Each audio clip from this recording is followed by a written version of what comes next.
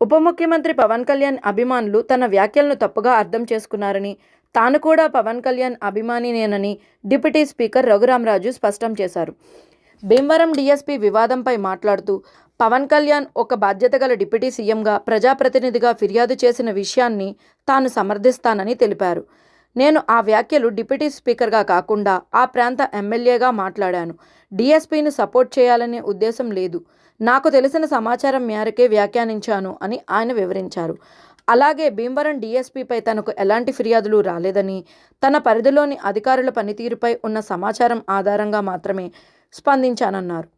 పవన్ కళ్యాణ్ అభిమానులు నా మాటలను అపార్థం చేసుకున్నారు. విచారణలో నిజానిజాలు తేలుతాయి. నాకు వచ్చిన సమాచారం తప్పు కావచ్చు, పవన్ కళ్యాణ్కు వచ్చిన ఫిర్యాదులు సరైనవే కావచ్చు అని రఘురామ తెలిపారు. ఇక రాజకీయ అంశాలపై మాట్లాడుతూ, మాజీ ముఖ్యమంత్రి జగన్మోహన్ రెడ్డి ప్రతిపక్ష హోదా కోసం మరో 3.5 ఏళ్లు ఆగాల్సి వస్తుందని అన్నారు.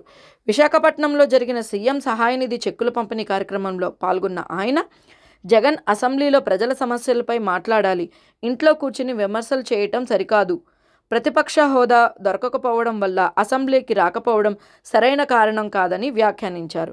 అలాగే విశాఖపట్నంలో ఏర్పాటు కానున్న గూగుల్ డేటా సెంటర్పై ఆయన ప్రశంసల వర్షం కురిపించారు. ఈ డేటా సెంటర్ రాష్ట్రానికి పెద్ద బూస్ట్ ఇవ్వనుంది. దీనివల్ల లక్షలకు పైగా ఉద్యోగాలు సృష్టించబడతాయి. ఏపీకి అనేక ఏఐ, ఐటీ ఆధారిత పరిశ్రమలు వస్తాయి అని రఘురామ ధీమా వ్యక్తం చేశారు. డేటా సెంటర్ వల్లే మంచి జరుగుతుందంటే ఎందుకు గొంతు చించుకుంటున్నారు అంటూ ఆయన విమర్శకులను ప్రశ్నించారు. ఇక మెడికల్ కళాశాలల పీపీపీ విధానంపైన మంత్రి సత్యకుమార్ ఇచ్చిన వివరణను ప్రస్తావిస్తూ, ఇది కళాశాలను అమ్మడం కాదు, 30 ఏళ్ల తర్వాత అవి మళ్లీ ప్రభుత్వానికే చెందుతాయి. గత ప్రభుత్వంలో నిర్ణయించిన డొనేషన్ సీట్ల కంటే తక్కువ సీట్లు ఇప్పుడు ఉన్నాయి అని రఘురామ వివరించారు. వైసీపీ 1 కోటి సంతకాలు చేసినా, 5 కోట్లు చేసినా వారి ఇష్టమని వ్యాఖ్యానించిన ఆయన, త్వరలోనే మరో డీఎస్సీ నోటిఫికేషన్ విడుదల కానుందని తెలిపారు.